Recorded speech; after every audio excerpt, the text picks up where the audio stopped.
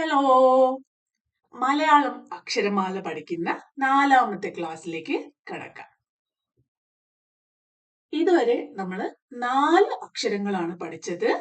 അ, ആ, ഇ, ഈ. ഈ വീഡിയോയിൽ നമ്മൾ പഠിക്കാൻ പോകുന്നത് ഉ, ഊ എന്നീ 2 അക്ഷരങ്ങളാണ്. ഏതൊക്കെയാണ്? ഉ, ഊ. എല്ലാരും ഒന്ന് ശ്രദ്ധിച്ചു നോക്കിയേ. ഉ, ഊ. ആദ്യത്തെ അക്ഷരം ഉ. ഇനി ഊ എന്ന് എഴുതുന്നത് എങ്ങനെയാണ്? ഉ എന്നെഴുതി ഈ ഒരു ചിഹ്നം ആഡ് ചെയ്യാണ്. ഈ ചിഹ്നം നമ്മൾ മുമ്പും കണ്ടിട്ടുണ്ട്. എവിടെയാണത്? ഈ എഴുതിയതിനു ശേഷം ഈ എന്നാക്കാൻ വേണ്ടി ഈ ചിഹ്നം നമ്മൾ ഉപയോഗിച്ചിട്ടുണ്ട്. അതേ ചിഹ്നം തന്നെയാണ് ഇവിടെയും ഉപയോഗിക്കുന്നത്.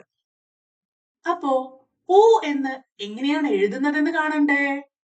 ഈ പഠിച്ചു കഴിഞ്ഞാൽ ഉ എന്ന് എഴുതാൻ വളരെ ഈസിയാണ്. എങ്ങനെയായിരുന്നു ഈ എന്ന് എഴുതിയത്?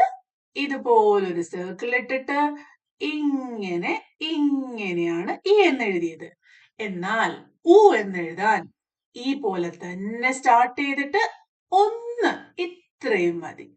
കണ്ടോ? ഊ. എങ്ങനെയാ എഴുതുക? സർക്കിളിൽ സ്റ്റാർട്ട് ചെയ്യാ, ഇങ്ങനെ വരിക, ഊ. ഒന്നുകൂടി എഴുതി നോക്കൂ. എല്ലാവരും പെൻസിൽ എടുത്ത് പേപ്പറിൽ എഴുതിയേ. സർക്കിളിൽ സ്റ്റാർട്ട് ചെയ്തു, ഇങ്ങനെ വന്നു, ഊ. ഇനി ഊ എന്ന് എഴുതണമെങ്കിലോ സെയിം. ഊ എന്ന് എഴുതിയതിന് ശേഷം മുമ്പ് പഠിച്ച ചിഹ്നം ഇങ്ങനെ എഴുതാം. എങ്ങനെയാണ്? ഊ എന്ന് എഴുതിയ ശേഷം ഈ ഒരു ചിഹ്നം ഇടുക. ഊ എന്നെഴുതി ഈ ചിഹ്നം ഇടുന്ന സമയത്ത് അത് നമുക്ക് ഊ എന്ന് വായിക്കാം. ഇനി ഊ ഉപയോഗിച്ചുള്ള കുറച്ച് വാക്കുകൾ നോക്കണ്ടേ? ആദ്യത്തെ വാക്കാണ് ഉപ്പ്. ഉപ്പ്, സോൾട്ട്, ഉപ്പ്. ഉറക്കം, ഉറങ്ങുക അല്ലെ? ഉറക്കം. ഉച്ച, ഉച്ച, ഉച്ച. ഈ വാക്കുകളിലൊക്കെ ഊ നിങ്ങൾക്ക് ഐഡന്റിഫൈ ചെയ്യാൻ പറ്റുന്നുണ്ടോ എന്ന് നോക്കാം. മറ്റുള്ള അക്ഷരങ്ങളെ പറ്റി നിങ്ങൾ ഇപ്പൊ ശ്രദ്ധിക്കേണ്ട. ആ വാക്കുകൾ ഏതാണെന്ന് മാത്രം ഒന്ന് മനസ്സിലാക്കി വെക്കുക. ആദ്യത്തെ വാക്ക് ഏതായിരുന്നു? ഉപ്പ്. രണ്ടാമത്തത് ഉറക്കം. മൂന്നാമത്തത് ഉച്ച. ഇതില് ഏത് വാക്കാ നിങ്ങൾക്ക് ഐഡന്റിഫൈ ചെയ്യാൻ പറ്റുന്നത്? ഊ ഉണ്ട്, അതിന്റെ കൂടെ തന്നെ ഈ ചിഹ്നം ഉണ്ടല്ലേ? എപ്പോഴും ഒരു അക്ഷരത്തിന്റെ കൂടെ ഒരു ചിഹ്നം വരുമ്പോ അത് ചേർത്ത് മാത്രമേ വായിക്കാവുള്ളൂ. ഊ ആദ്യം വായിച്ചതിന് ശേഷം പിന്നെ ആ ഒരു ചിഹ്നം വായിക്കാതെ കൂടെ തന്നെ ഊ.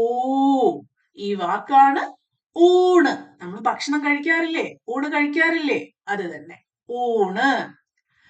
അടുത്തത് ഊഞ്ഞാൽ. ഊഞ്ഞാൽ. അടുത്തത് ഊർജം. ഊർജം, എനർജി. ഈ വാക്കുകളൊക്കെ ഒരുമിച്ച് ഒന്നുകൂടി എഴുതിയിരിക്കുകയാണ്. എന്റെ കൂടെ വായിച്ചു നോക്കൂ. ആദ്യത്തെ വേർഡ് ഏതാണ്? ഉപ്പ്. അടുത്തത് ഉറക്കം. പിന്നെ ഉച്ച. ഇനി ഊഞ്ഞാൽ, ഊർജം, ഊണ്. ഇനി ഇത് ഓരോന്നോരോന്നായി തന്നാൽ വായിക്കാൻ പറ്റുമോ നോക്കിയേ. ആദ്യം തന്നെ ഉപ്പ്. അതിനുശേഷം ഉറക്കം. ഇനി ഇതോ ഉച്ച. ഊണ്, ഊർജം,